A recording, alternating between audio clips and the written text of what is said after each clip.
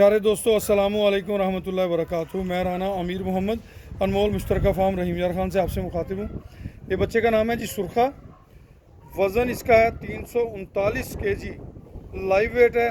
2022 की कुर्बानी के लिए खूबसूरत बच्चा है और बिल्कुल एक आसान सा तरीक़ेकार के तहत इसको आपकी खिदमत में पेश किया जा रहा है 450 रुपये kg लाइव वेट के हिसाब से। जब हम लाइव वेट करते हैं तो उस वक्त जानवर को खिलाया पिलाया होता है। ये आपके ज़हन में रहे, खाली पेट नहीं होता। जानवर रूटीन से जैसे खुरली से खोला और वज़न कर लिया, उस दौरान उसने जो खाया पिया, स्पेशल उसको भरने की कोशिश नहीं की जाती।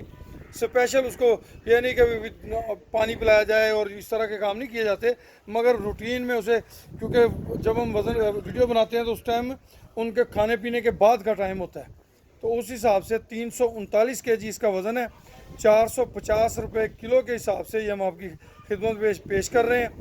पहले आइए पहले पाइए की बुनियाद पर मेरा नंबर नोट कर लें, 0312920067।